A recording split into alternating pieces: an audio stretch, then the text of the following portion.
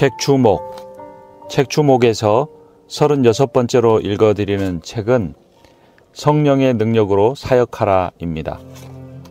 짐 브래드포드 롱 목사님과 더글러스 맥머리 목사님이 함께 저술한 이 책은 성령론에 관해서 특별히 성령의 능력과 성령으로 말미암는 인격적 변화를 체계적으로 잘 설명한 아주 귀한 책입니다.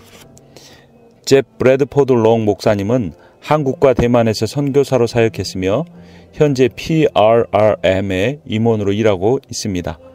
더글러스 맥머리 목사님은 미국 리치먼드에 있는 그리스도교 장로교회 목사입니다.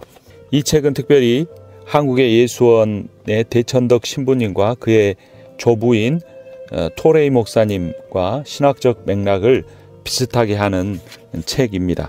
대천덕 신부님의 추천사입니다. 롱 박사와 맥머리 목사가 이 책에서 제시하는 가르침은 본질적으로 제 할아버지인 R.A. 토리와 위대한 복음주의자 D.L. 무디가 100년 전에 제시한 가르침과 같습니다. 성령 세례의 올바른 이해와 개혁주의 신학 사이의 갈등이 있을 수 없다는 사실을 발견하고 기뻐했습니다.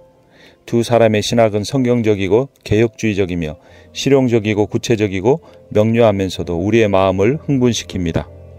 성령 세례를 받지 못했어도 아름답고 거룩한 그리스도인이 될 수 있습니다. 신앙 안에서 성장하여 영적인 성숙을 이루고 성령의 열매를 맺을 수도 있습니다. 그러나 성령 세례를 통해 성령의 능력을 받지 못한다면 어느 누구도 너희는 가서 모든 족속으로 제자를 삼아라는 명령에 순종할 수 없습니다.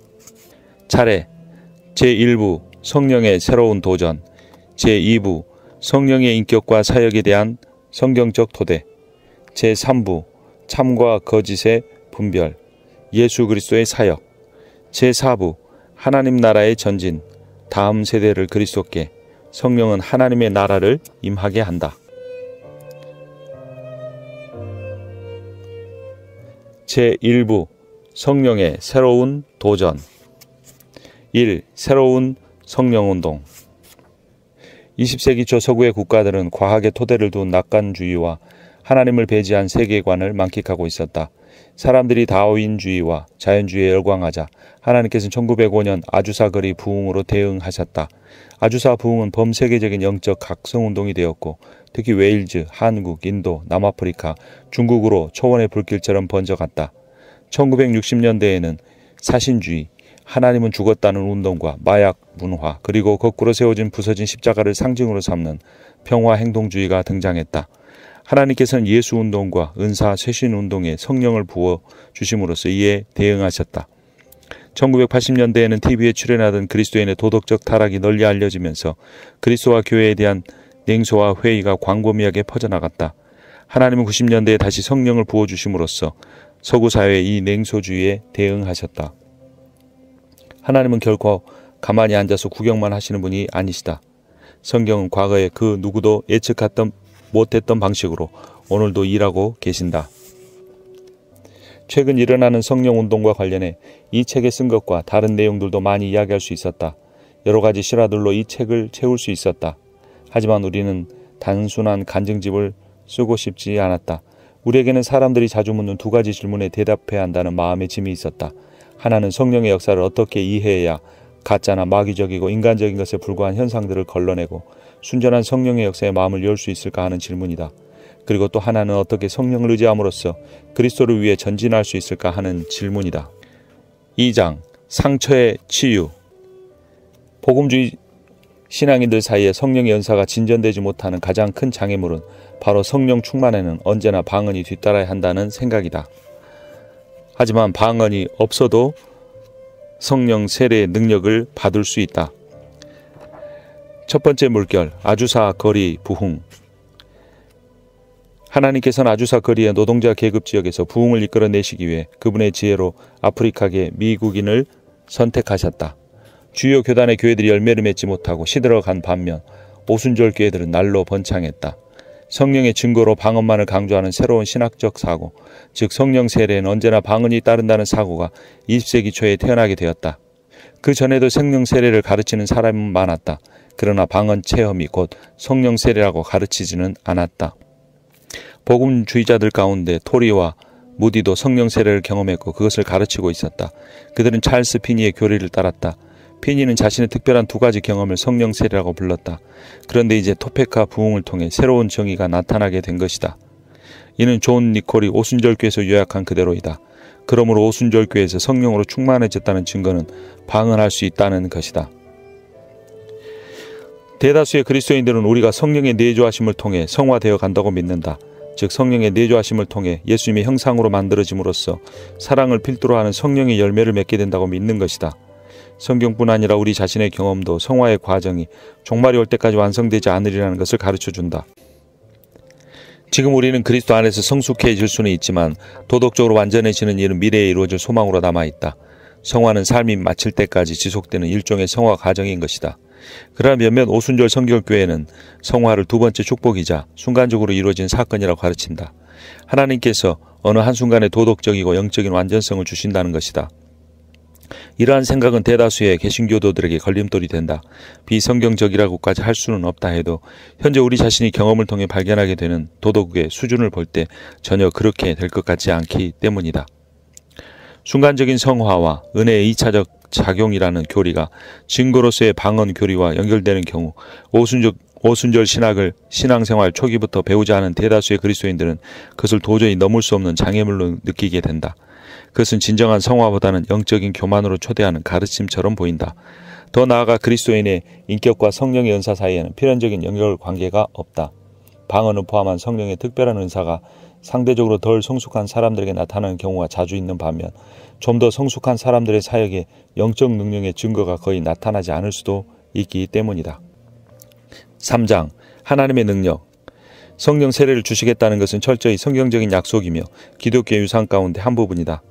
오순절 신학은 참되고 성경적인 성령 체험의 폭넓은 범위를 설명할 수 있을 만큼 넓지 못하다. 성경 해석의 한 방법인 고등비평은 인간의 이성이 진리를 합리적이면서도 완벽하게 거짓으로부터 분별해낼 수 있다는 가정에서 출발하는 것으로서 말씀에 대한 믿음과 성령을 통한 해석보다는 과학적인 방법이 진리를 분별하기에 더 확실한 방법이라고 주장했다. 토리는 지적인 갈등을 많이 겪은 끝에 고등비평은 부적절한 철학적 바탕 위에 기초해 있다는 결론을 내리고 그것을 거부했다.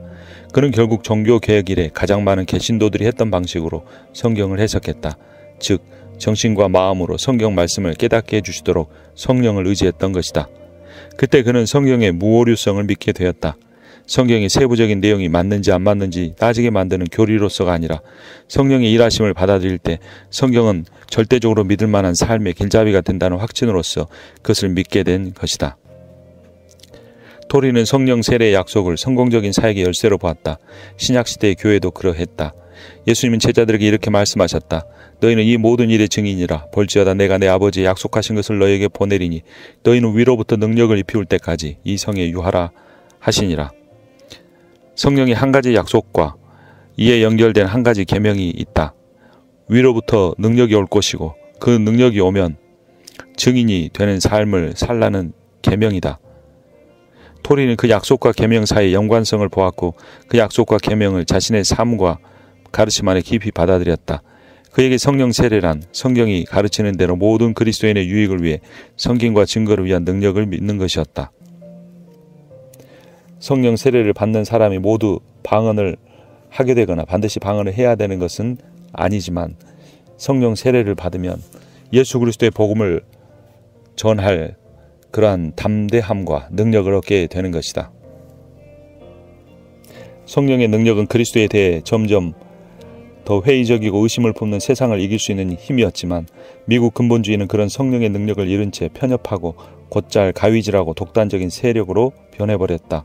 토리 박사가 두 성경학교에서 사임하게 된 것은 근본주의자들과 복음주의자들 사이에 벌어질 일들의 불길한 징조였다. 근본주의는 믿음의 기본과 지상명령을 성취할 수 있는 능력에 대해 집중하지 않았고 드러나는 자유주의 위험에 대항하여 신학교와 교파들을 정치적으로 통제하는 권력을 얻는 일에 집중했다.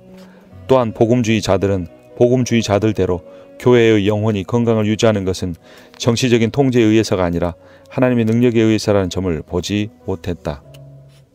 결국 주류 교단과 복음주의 교회들은 성령 세례를 거부했고 오순절 교회는 그것을 배타적인 권리로 주장했다.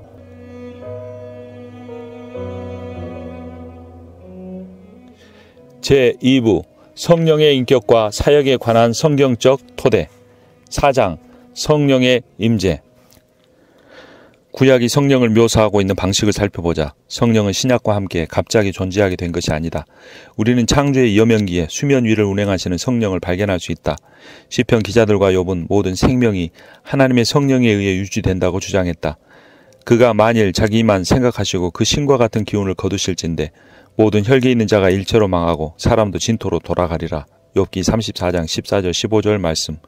이것은 범신론적인 주장이 아니라 하나님에 의해 창조되고 유지되는 생명의 신비를 깨달아 표현한 것이다. 우리에게 알아볼 수 있는 눈만 있다면 하나님의 능력은 모든 곳에서 찾을 수 있다. 구약의 다른 곳에서도 성령의 사역이 나타나고 있다. 성령은 이스라엘 백성의 지도자들에게 능력을 주시고 지도자로 준비시켜 주셨다. 그 가운데는 사사와 선지자와 제사장과 왕이 있었다. 구약은 하나님께서 지도자들을 각기 다른 방식으로 쓰시고자 하실 때 그들에게 임하시는 성령과 내주하시는 성령을 주시는 모습을 보여주고 있다. 성령께서 구약시대 사람들에게 임하신 첫 번째 방식은 사람들을 구출하시는 성령의 능력을 나타내기 위해 기적을 행하시는 것이었다. 히브리인들은 가나안 정복 이후 그 땅에 살고 있던 다양한 이교도 집단들에게 압제와 모욕을 받았다.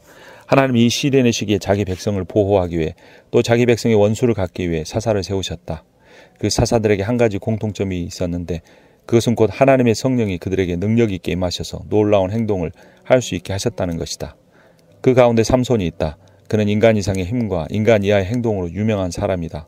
여호와의 영이 거듭 임하심으로써 그는 보통 이상의 육체적 힘을 갖게 되었다.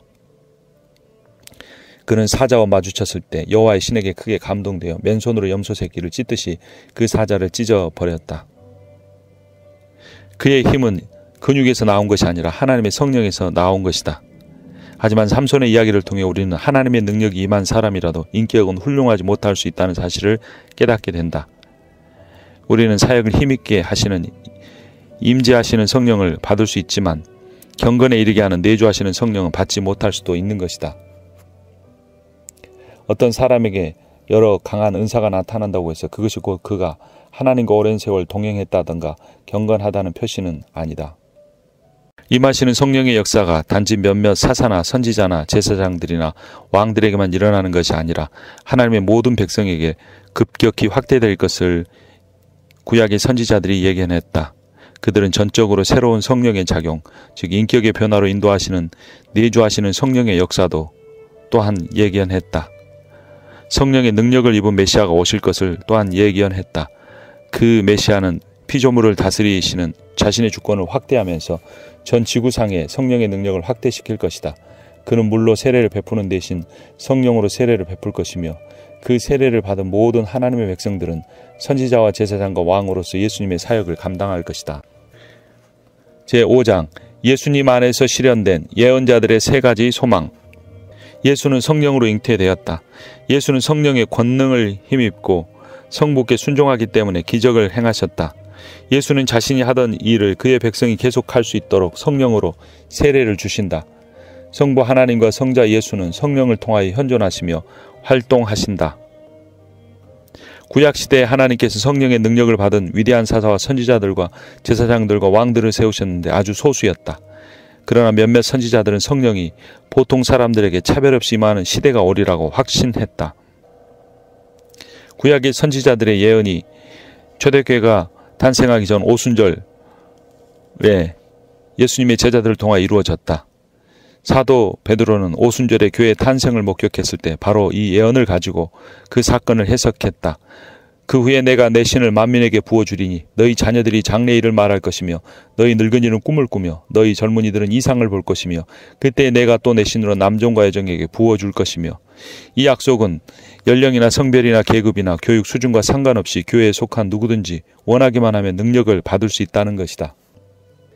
아주사 거리 부흥의 가장 큰 불쾌감은 성령께서 아프리카계 미국인들을 포함해서 교육을 받지 못한 사람들, 노동자 계급의 사람들에게 임하셨다는 사실이었다. 때로 맏형은 돌아온 탕자에게 붕괴한다. 또 때로는 가말리엘이 사내들인에게 기다려보자고 제안하기도 한다. 그러나 하나님께는 차별하지 않을 권리가 있으며 그분의 능력을 계시하는 일에 양해를 구하실 필요가 없다. 하나님의 능력을 받을 자격이 있는 사람은 아무도 없다. 따라서 하나님이 누군가 다른 사람 안에서 혹은 누군가가 다른 사람을 통해 영광을 드러내시더라도 자신이 기만당했다고 느껴서는 안 된다. 성령이 사역에 능력을 주기에 평범한 사람들에게 임하신다는 것은 대단히 극적이고 흥분되는 일이다. 그런데 선지자들이 예언한 성령 역사의 두 번째 측면은 훨씬 더 놀랍다. 그것은 곧 하나님께서 정치적 구조나 사회적 압력을 통해 그분의 법을 지키게 하시는 것이 아니라 성령을 우리 안에 보내어 그 법을 마음에 기록함으로써 지키게 하신다는 것이다. 이스라엘 사람들은 시내산에서 맺은 하나님과의 언약을 깨뜨렸다. 그들은 하나님의 계명에 대항하고 그분의 약속을 잊어버렸다. 율법을 몰랐기 때문에 율법을 상기시켜줄 선지자들이 없었기 때문도 아니었다. 문제는 마음과 의지였다. 하나님과의 관계가 회복되려면 근본적으로 새롭고 강력한 일이 인간성이 일어나야 한다. 6장 성령 충만이란. 몇몇 은사 쇄신 측 사람들은 지혜와 인격의 변화를 주는 내주하시는 성령은 거의 제쳐놓고 오직 사역의 능력을 주시는 임재하시는 성령에만 집중하는 경향을 보였다. 너무도 많은 은사주의자들이 임하시는 성령을 순복음과 동일시했고 방언이나 권능 사역만이 성령을 받은 증거라고 생각했다. 반면에 복음주의자들은 능력을 주시는 성령의 역사를 무시한 채 구원을 주시고 그리스도인다운 성품을 빚으시는 내주하시는 성령에만 배타적으로 집중하는 경향을 보였다. 그러나 성경은 성령을 받다라는 말을 훨씬 더 포괄적인 의미로 사용하고 있다. 성령을 받다는 개념에 복음을 온전히 반영하려면 임하시는 성령과 내주하시는 성령이 모두 포함되어야만 한다. 신약 성경에서 성령 충만하다는 그리스어는 두 가지 개념 중 하나를 뜻한다. 영어 번역은 이 두 개념을 한 단어로 표현하기 때문에 그 차이를 보여주지 못한다. 첫 번째 그리스어인 플레이토는 성령의 외적인 역사를 가리킬 때 일관되게 사용되며 보통 순간적으로 짧게 충만해지는 것을 의미한다. 또 다른 그리스어 플레이루는 성령의 내적인 역사를 가리킬 때 일관되게 사용되며 보통 속이 푹 젖을 때까지 지속적으로 충만해지는 것을 의미한다. 즉 플레이루는 존재의 상태를 가리키는 것이다. 충만해지는 내용이 성령이든 다른 것이든 성경은 이 두 가지를 어느 정도 일관되게 구분하고 있다. 하나님은 우리가 두 가지 구분되는 의미에서 성령으로 충만해지기를 바라신다. 한편으로는 우리가 인격 안에서 일하시는 성령의 모든 내적인 역사에 마음을 열어 영생을 준비하며 성령의 열매, 특히 사랑의 열매를 맺어 가기를 바라신다. 그리고 다른 한편으로는 성령의 은사를 통해 그분의 능력으로 사역할 수 있는 때가 있다는 사실에 마음을 열기 바라신다. 첫 번째 경우에는 우리가 성령을 소유한다. 성령은 우리 안에 계시면서 우리의 인격을 변화시키는 분으로 묘사된다. 그리스도인의 성품은 성령께서 점진적으로 스며들어 역사하신 결과이다. 그리스도인의 성품은 시간이 흐르면서 더 성숙해지며 깊은 지혜, 인간관계를 다루는 기술, 하나님을 신뢰하는 태도, 기도와 하나님의 말씀을 이해하는 수준의 성장 등으로 나타난다. 두 번째 경우에는 성령이 우리를 소유하신다. 성령은 어떤 순간에 우리를 택하여 그분의 능력 있는 일에 사용하신다. 성경은 어떠한 경우에도 우리가 하나님의 능력을 소유할 수 있다고 말하지 않는다. 성경의 가르침은 영적인 능력을 얻어서 선한 목적이나 악한 목적에 사용하려 하는 뉴에이지주의자들의 방식과 다르다. 성경에서 사역을 위한 능력은 왔다가 떠나가는 것이다. 엘리야의 경우를 보라. 그는 수백 명의 이교도 사자들과 대결했지만 다음 순간에는 무력해지고 우울해졌으며 낙담한 채 동굴로 피신했다. 교회는 하나님의 능력을 소유한 집단과 소유하지 못한 집단으로 나뉘지 않는다. 그리스도인의 삶에 하나님이 능력을 주시는 일은 일시적으로 일어나는 것이지 영구적으로 일어나는 것이 아니다. 우리는 하나님께서 미성숙한 사람을 통해 또는 심지어 부도덕한 사람을 통해 그분의 능력을 나타내시는 경우를 본다. 오늘날에는 이러한 삼손이 많다. 동시에 경건한 성품을 가졌는데도 사역에서는 아무런 능력도 나타내지 못하는 그리스도인들도 있다. 너무나도 많은 그리스도인들이 반쪽 성령 충만에 만족하고 있다. 그들은 능력과 은사를 위한 충만은 있지만 존재와 인격이 충만은 하지 못하는 경우들이 있다. 그 반대의 경우도 있다. 한편으로는 하나님의 능력을 경험하면서 또 다른 한편으로는 육체의 정욕에 굴복하는 일을 계속해도 되지 않을까 하는 생각이 든 것이다. 그것은 은혜를 더하게 하려고 죄에 거하게 하려는 유혹이었다. 성령은 선택할 수 있는 자유를 허락해 주시면서 동시에 정욕의 결과도 보여주셨다. 성령은 내가 전혀 갈등 없이 유혹에 지는 것을 허락하지 않으셨다. 우리는 인격적으로 예수 그리스도를 닮아가는 성령 충만을 받아야 하기도 하지만 위기의 때에 유혹을 밀리칠 수 있는 성령의 능력도 얻고 또한 하나님 우리에게 명하신 일을 감당하기 위한 성령의 능력도 얻어야만 한다. 7장 성령 세례는 존재하는가? 어떤 이들은 성령 세례는 역사상 단 한 번 있었던 일로서 반복될 수 없는 경험이며 개인이 아니라 교회 전체가 권능 사역으로 처음 들었을 때 겪는 일회적인 경험이라고 가르쳤다. 하지만 토리는 성령으로 거듭남과 성령 세례를 구분한다. 그는 이렇게 쓴다. 성령으로 거듭난 사람이라도 성령 세례를 받지 못했을 수 있다. 거듭날 때 영생이 주어지며 그것을 받은 사람은 구원을 받은 것이다. 성령 세례를 받을 때 능력이 주어지고 그 능력을 받은 사람은 합당하게 섬길 수 있다. 신약 성경에서 성령으로 세례 받는다는 표현이 가리키는 내용의 본질은 성령이 베풀어 주시는 능력과 에너지를 체험한다는 것이다. 성령 세례를 받은 사람은 이미 거듭난 남자나 여자로서 그리스도를 주님으로 고백하고 죄사함을 받으며 하나님의 아들과 딸로 받아들여진 사람들이다. 그리고 거듭남과 성령 세례는 모두 성령의 역사이다. 그러나 성령 세례를 받는다는 것은 그런 것을 가리키는 것이 아니다.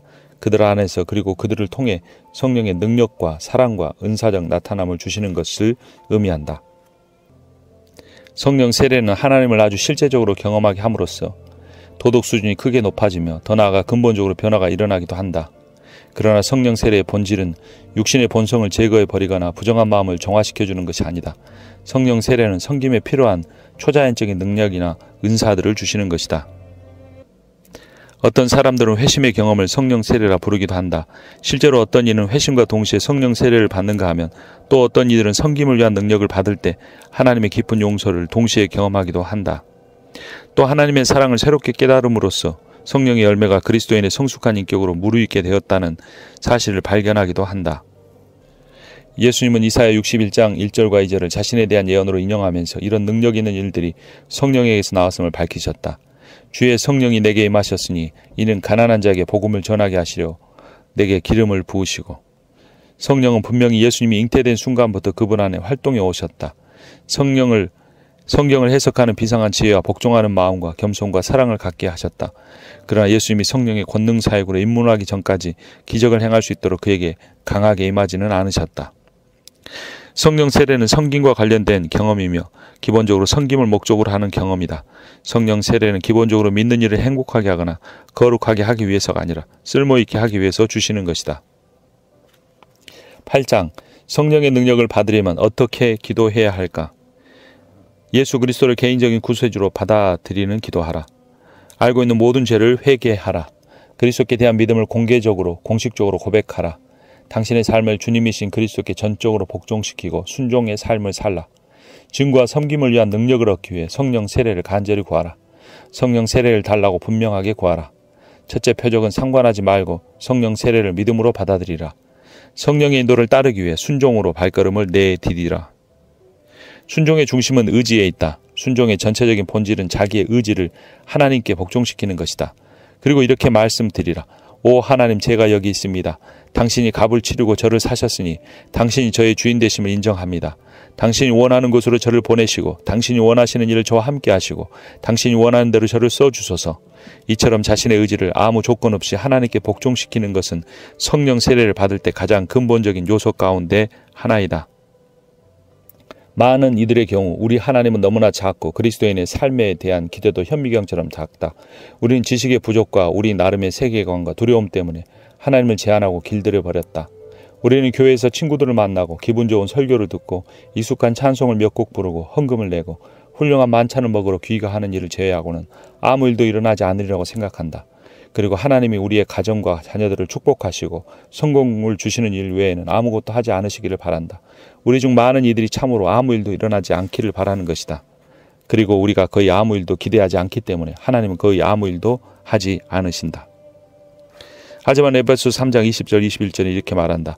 우리 가운데서 역사하시는 능력대로 우리 온갖 구하는 것이나 생각하는 것에 더 넘치도록 능히 하실 이에게 교회 안에서와 그리스도 예수 안에서 영광이 대대로 영웅 무궁하기를 원하노라. 9장 방언의 역할은 방언은 실제 외국어를 의미하기도 한다. 천상의 언어를 의미하기도 한다.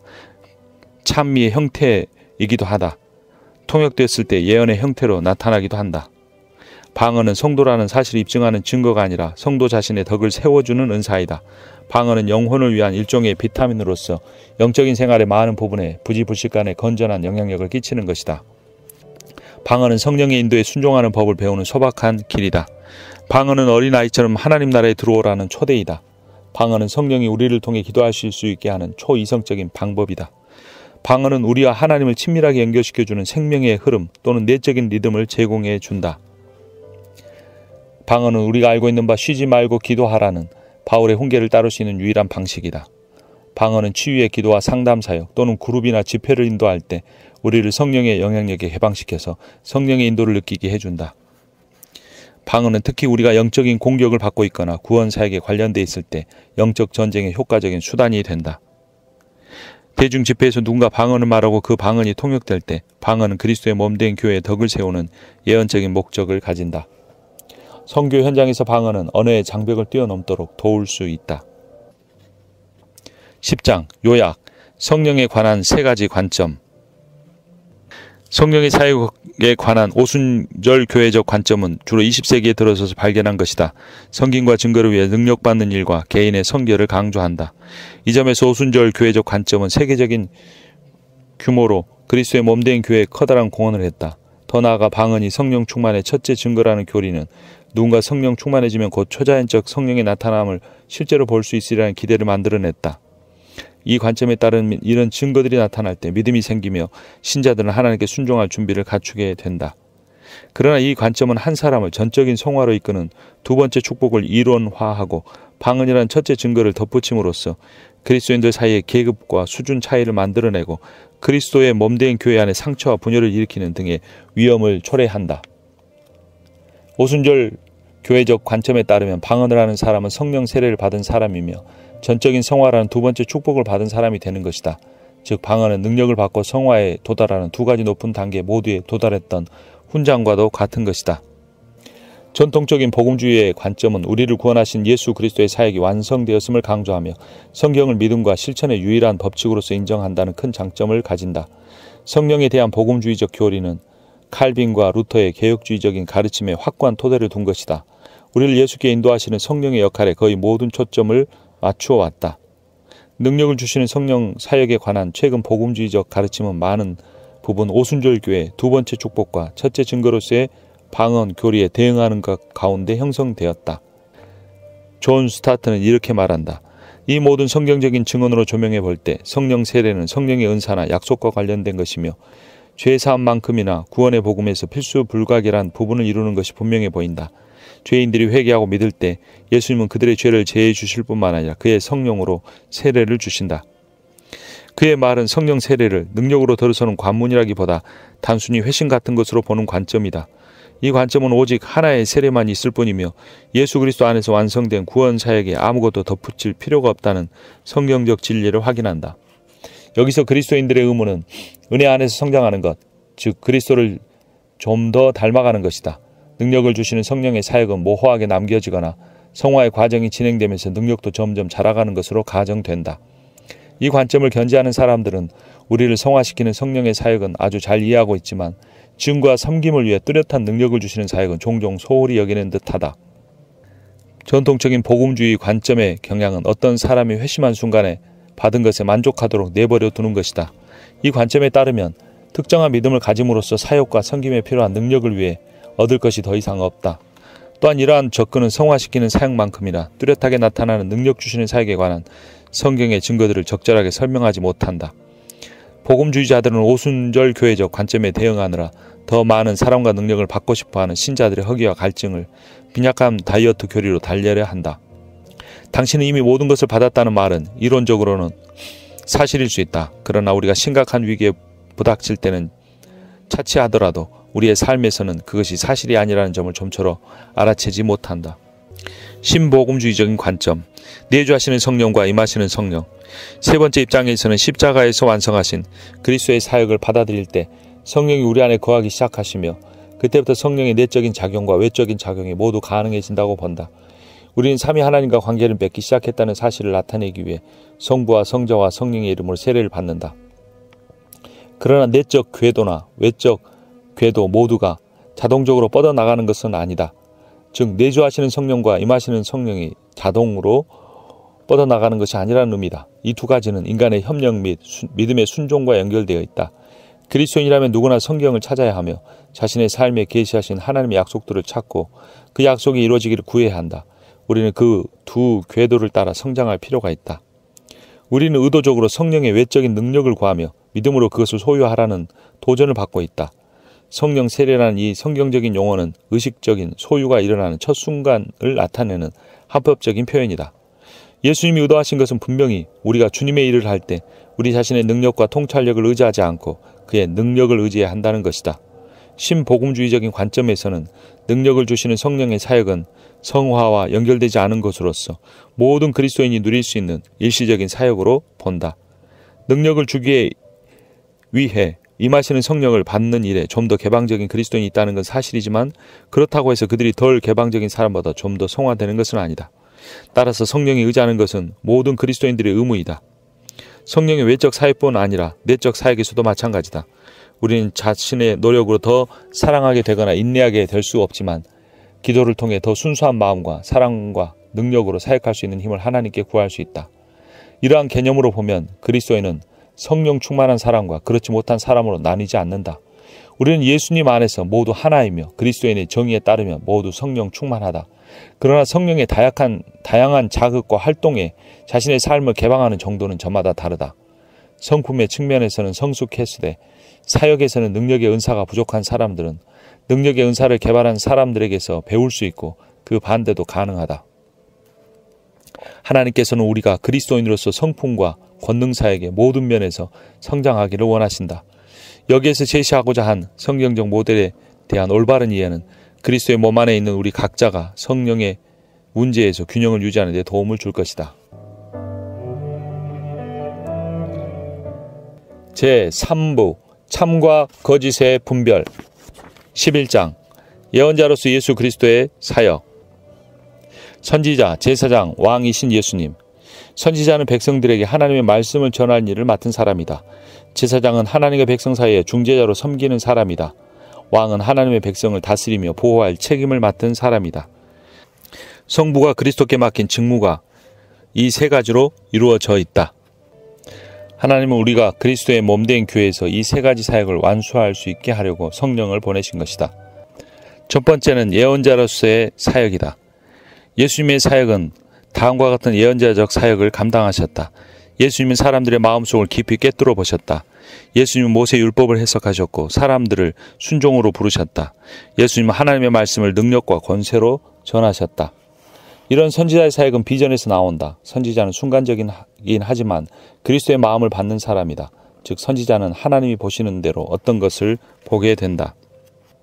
엘리사는 시리아의 군대에 포위당했을 때 자신을 보호하는 천사의 군대를 보았기 때문에 두려워하지 않았다. 그리고 영적으로 눈멀어 겁에 질린 사환을 위해 이렇게 기도해 주었다. 여호와여 원컨대 저의 눈을 열어서 보게 하옵소서 하니 여호와께서 그 사환의 눈을 여심해 저가 보니 불말과 불병거가 산에 가득하여 엘리사를 둘렀다. 이처럼 성령은 하나님이 하신 일을 볼 수 있도록 영적인 눈을 열어주신다. 선지자적인 비전이란 단순히 미래의 일을 예언하는 것이 아니라 오히려 그것은 미래를 창조하시는 하나님의 일에 동참하도록 우리를 초청하는 것이다. 성령의 감동을 받은 설교와 그렇지 못한 설교를 알아볼 수 있다. 선지자적 사역의 세 번째 요소는 성령, 즉 하나님의 나라를 임하게 하는 기름 부음 받은 설교와 가르침이다. 설교와 가르침은 하나님께서 자신의 마음을 좀 더 일반적으로 펼쳐 보이시는 수단으로서 하나님은 성령의 은사를 받은 목회자와 교사를 통해 그 안에서 자신의 본질과 계명과 약속과 계획을 드러내시며 하나님 나라의 비전으로 매주 사람들을 채우신다.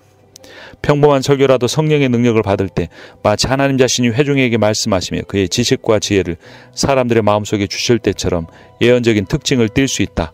저희가 그 가르치심에 놀라니 이는 그 말씀에 권세가 있음이라. 사람들이 교회에 오는 것은 자신을 사로잡으며 그 마음에 와닿는 하나님의 말씀을 듣기 위해서이다. 현 세대의 영적인 갈망을 채우기 위해 말씀 외에 다른 것들을 이야기하는 것은 무엇보다 큰 잘못이다. 우리는 세상에 매력을 줄 수 있는 철학의 암시를 선호하여 성령의 순전함을 버렸고 자신들이 이미 가지고 있는 것을 교회가 말한다는 사실을 깨달은 젊은이들은 자신들에게 없는 것을 찾기 위해 다른 곳으로 찾아가고 있다. 하나님은 여전히 우리에게 성령의 기름 부음을 받으라고 하신다. 그 성령은 다음 세대를 예수님의 잔치에 초대하는 대변자로서 우리를 사용하기 원하시는 분이다. 제사장으로서의 예수 그리스도의 사역. 하나님께서 우리를 선지자처럼 말씀의 청지기로 부르셨을 뿐만 아니라 우리를 왕같은 제사장과 거룩한 나라로 삼으셨다. 예수님은 자신을 죄의 제물로 바침으로써 구약의 희생제사로 완성하셨다. 구약의 제사장들이 그랬듯이 하나님께 감사와 찬송을 드렸으며 그를 섬겼다. 모든 병든 사람을 치유하시고 깨끗게 하셨다. 우리와 하나님 사이에 중보하신다. 예수 그리스도의 희생제사는 단 한 번으로 완성되었다. 어느 누구도 여기에 다른 무엇을 덧붙일 수 없다. 성령은 예루살렘에 모인 많은 이들이 죄를 깨닫게 하셨다. 사람들은 지옥불 같은 설교 때문에 죄를 깨닫는 것이 아니라 성령의 능력을 통해 죄를 깨닫는 것이다. 제사장은 하나님을 찬양하고 그분께 감사드린 일을 한다.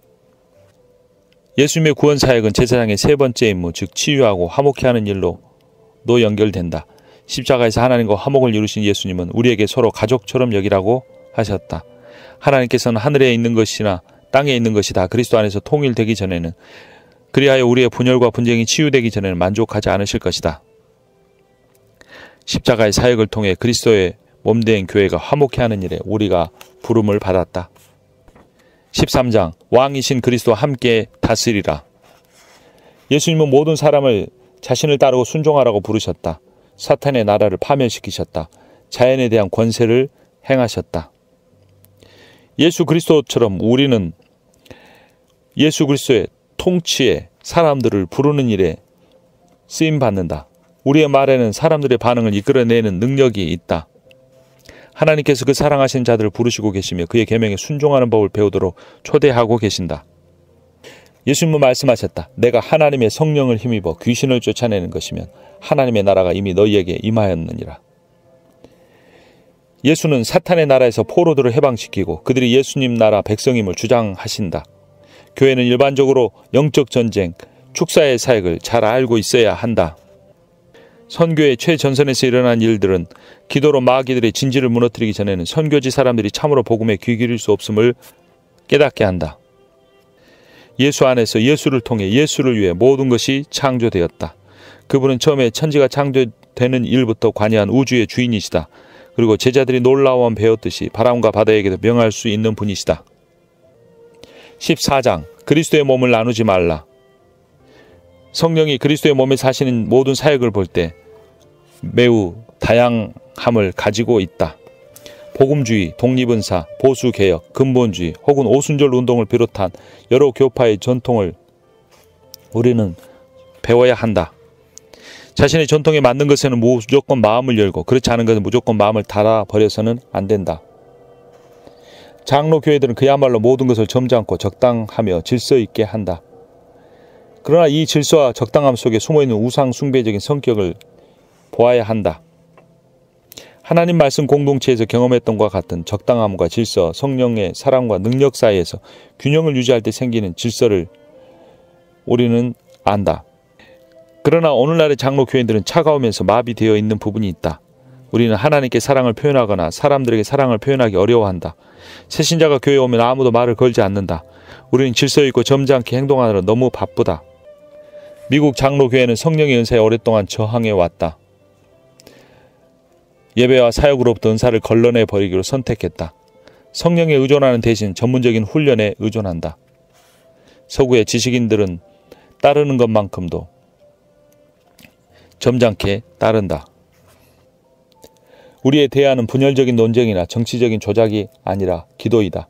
성령이 교회의 중심에 계속 머물러 계시려면 온유하고 인내하는 사랑의 열매가 꼭 필요하다. 사랑이 없을 때 성령은 근심하시며 그의 능력은 교회에서 떠난다. 성령의 사랑과 능력은 한 성령에게서 나오는 것이며 한 하나님의 본성에서 나오는 것이기 때문에 서로 연결되어 있다. 경건의 모양은 있지만 능력은 없는 삶에서 벗어나야 한다. 나는 매일 성령으로 나를 채워달라고 기도하기 시작했고 성령께 의지하여 사역하는 법을 달라고 구했으며 하나님을 기쁘시게 하는 은사라면 무엇이든지 달라고 기도했다. 15장 힘이 너와 함께 하기를.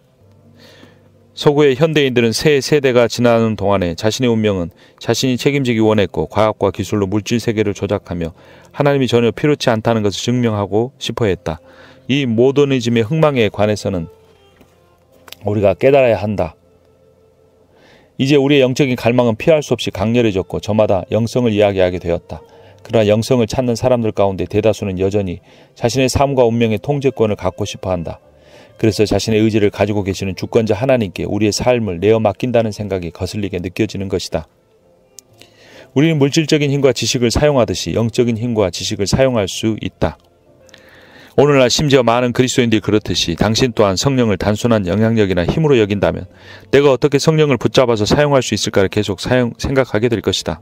그러나 성경적으로 성령을 거룩한 위엄과 영광을 지닌 인격으로 여긴다면 성령이 어떻게 나를 붙잡아 사용할 수 있을까를 생각하게 될 것이다. 하나님을 마치 건강과 부를 가져다주는 일련의 법칙처럼 생각하는 입장을 버려야 한다. 번영의 복음은 내가 비전에 처할 줄도 알고 풍부에 처할 줄도 알아 모든 일에 배부르면 배고픔과 풍부와 궁핍해도 일체의 비결을 배웠노라는 바울의 미덕을 거부했다. 하나님의 뜻에 절대적으로 순종하는 것은 기독교의 껍질을 쓴 이교주의인 마음대로 골라서 요구하는 복음과 합치되지 않는다. 미국의 문화는 우리가 통제해야 하고 우리가 원하는 것을 얻어야 한다는 생각 위에 세워졌다. 그러니까 하나님도 미국인이 되어야 하는 것이다. 잠시든 평생이든 우리의 가난을 원하실 수도 있는 하나님께 우리의 의지를 양보한다는 생각은 유쾌한 것이 아니었다. 우리는 하나님을 부와 성공을 줄 수 있는 법칙으로 여기기를 더 좋아했고 예수님의 이름을 일종의 주문으로 바꾸기를 더 좋아했다. 그러나 하나님의 인격이시라면 그분께는 그분만의 의지가 있다. 사실 하나님의 인격을 믿는 것은 우리의 신앙의 본질적인 것이다. 그분은 새 인격이신 하나님, 복되신 삼위일체의 하나님이신 것이다. 성령이 인격처럼 보이지 않을 때도 있다. 정직하게 말하면 인격보다는 힘에 가까워 보인다. 성령을 바람과 불과 시내로 표현하는 것은 성경적인 이미지들에도 불구하고 성경은 하나님이 인격적인 분이시며 성령은 그 가운데 한 분임을 분명히 가르친다. 신약 성경은 성령의 인격성에 두 가지 중요한 증거를 제시한다. 첫째, 신약은 인격적인 존재만이 가질 수 있는 특징을 성령의 속성으로 들고 있다. 성령의 사랑으로 말미암아 성령은 모든 것 하나님이 깊은 것이라도 통달하시느니라. 하나님의 사정도 하나님의 영외에는 아무도 알지 못하느니라. 이 모든 일은 같은 한 성령이 행하사 그 뜻대로 각 사람에게 나눠주시느니라. 하나님의 성령을 근심하지 않게 하라. 그 안에서 너희가 인치심을 받았느니라. 성령의 능력은 사랑을 창조하는 능력이며 상처받은 이들에게 하나님의 능력을 사랑 넘치게 전하는 능력이다. 성령은 계획을 가지고 계시며 자신의 선택에 따라 은사와 사역을 주신다. 성령은 죄를 깊이 근심하시며 그 애통함을 우리에게 전하신다. 우리는 성령의 은혜의 역사를 막는 불순종과 죄로 그분을 근심시킬 수 있다. 성령은 상담자이시고 교사이시고 증거자이시고 심판자이시고 인도자이시고 중보자이시다. 그가 또 다른 보혜사를 너에게 주사 저는 진리의 영이라. 보혜사 곧 성령 그가 너희에게 모든 것을 가르치시고 내가 너에게 말한 모든 것을 생각나게 하시리라. 보혜사 성령이 너희 오실 때 그가 나를 증거하실 것이요 그가 와서 죄에 대하여 의에 대하여 심판에 대하여 세상을 책망하시리라. 무릇 하나님의 영으로 인도함을 받는 그들은 곧 하나님의 아들이라. 성령이 하나님의 뜻대로 성도를 위하여 간구하심이니라. 16장 표적과 기사를 분별하려면 표적과 기사들은 하나님의 나라가 이 땅에 임하고 있다는 표시로 보아야 한다. 복음주의자들은 예수님의 가르침에 집중하느라 그 가르침에 거의 언제나 수방되어 있던 표적과 기사를 소홀히 하는 경향이 있다. 그 결과 성경 중심적인 교회들은 대개 성령의 나타남에 마음이 닫혀버렸다. 설교와 가르침을 지나치게 강조하는 태도는 20세기 초반에 문화를 지배했던 서구 합리주의적인 세계관에서 나온 것이다. 이러한 태도는 예수 그리스도의 충만한 능력과 권세를 잃은 채 말로만 하나님 나라를 진전시켰다. 제3의 물결이나 오순절운동, 은사쇄신운동의 영향을 받은 교회에도 잘못이 있다. 이 교회들은 표적과 기사를 성령의 나타남으로 이해하지만 표적과 기사 자체를 목적으로 삼았기 때문이다. 그러나 왕이신 예수님께 순종하라는 권명과 새 언약 아래에서 좀 더 넓은 약속과 계명의 맥락을 보도록 성경적 가르침을 받지 않는 한 기적만 가지고 사람이 하나님 나라에 들어갈 수는 없다. 몇몇 은사주의자들은 믿을 수 없으며 불안정하고 성실치 못하다는 평판을 확산시켰다. 또 어떤 이들은 하나님이 세상에 전하고자 하시는 근본적인 사랑과 정의에서 은사를 분리시켜버렸다. 하나님 나라의 도래는 오히려 하나님의 능력을 그의 인격에서 나오는 설교와 연결시켜준다. 새 언약 아래서 약속과 계명은 손을 잡고 나란히 간다. 약속과 계명을 분리시키는 것은 무익하고 위험한 일이다. 표적과 기사가 교회를 위한 하나님의 원형에 부합하는 또 다른 방식은 죄나 죄의식, 자기회의, 하나님에 대한 잘못된 개념, 영적인 속임수, 깊은 상처 같은 장애물들을 제거해 줌으로써 하나님과 이웃을 더 사랑하도록 우리의 마음을 열어준다는 것이다. 물론 표적과 기사 그 자체가 장애물을 제거하는 것은 아니다. 그러나 그것은 성령 하나님의 보이지 않는 역사를 볼 수 있게 해준다. 성령은 우리의 내면을 깨끗게 하시고 다시 세우시기 때문이다. 외부에서 주어지는 초자연적인 것들이나 감각의 영역에서 일어나는 영적인 경험에 의존할 때 성령을 통해 영적으로 살아가는 내적인 삶이 억제된다. 그 결과 신자들은 진정한 성령의 영역에서 살지 못하고 겉사람에 따라 살게 된다. 중심으로부터 행동하기를 그친 사람은 주변에서 일어나는 초자연적인 외적 활동의 포로가 되어 하나님과 내적으로 협력하지 못한다. 그러므로 우리는 성령의 능력에만 의지하지 말고 내주하시는 성령과의 깊은 관계를 통해 예수 그리스도를 닮아가야만 하는 것이다. 17장 성령 웃음은 거룩한 것인가? 18장 다음 세대를 그리스도께로. 19장 성령은 하나님의 나라를 임하게 한다. 성령의 능력과 은사는 정녕 무엇을 위한 것인가? 하나님 아버지께서는 왜 성령을 아낌없이 부어주셨는가? 예수님은 참으로 누구인가? 이 모든 질문에서 볼 때 그 대답은 바로 하나님의 나라이다. 그리스도가 오신 것은 우리를 천국으로 데려가시기 위해서만이 아니다. 그리스도는 새 하늘과 새 땅을 임하게 하시려고 오셨다. 그리고 성령은 이 혁명, 곧 하나님 나라의 혁명을 일으키기 위해 오셨다. 그것은 새 하늘과 새 땅을 위한 첫 걸음이다. 하나님은 주권자이시지만 그 주권에는 우리의 동참이 포함되어 있다. 하나님은 우리를 이 땅에서 그리스도와 함께 다스리게 하셨다. 그분은 우리가 나라에 임하옵시며 뜻이 하늘에서 이룬 것 같이 땅에서도 이루어지이다라고 기도하는 가운데 그리스도와 함께 이 땅을 다스리게 하셨다. 그렇게 해서 하나님 나라는 사탄보다 강한 유일한 분이신 하나님의 능력으로 악한 세력을 물리치고 진전하는 것이다. 우리는 성령을 받아 하나님의 능력으로 다른 사람들을 섬길 기회를 찾아 왕이신 예수 그리스도를 알게 했기 때문에 마지막 어린 양의 혼인잔치 때 그 나라에서 춤을 출 수 있을 것이다. 성령의 능력으로 사역하라 책을 다 읽어드렸습니다. 이 책이 우리에게 강조하는 것은 우리가 예수 그리스도를 믿을 때 성령이 임하시고 예수 그리스도의 사람으로 거듭나지만 우리가 그분께서 우리에게 맡겨주신 사명을 감당하기 위해서는 능력을 받아야 한다는 것입니다. 그리고 그 능력은 그 능력을 은사와 함께 간절히 구하는 자에게 주어지는 것입니다. 우리가 예수 그리스도를 날마다 닮아가는 인격적 변화가 있을 뿐만 아니라 우리의 삶에서 주님께서 맡겨주신 그 사명을 감당하기 위해서는 능력을 받아야 합니다. 그 능력은 구하는 자에게 주어집니다. 찾고 구하고 두드립시오. 그래서 자신이 변하고 자신의 변화를 통해 가정을 변화시키고 가정의 변화를 통해 교회와 하나님 나라의 귀한 일꾼이 되시는 여러분이 되시기를 주님의 이름으로 축복합니다. 책 추목이었습니다.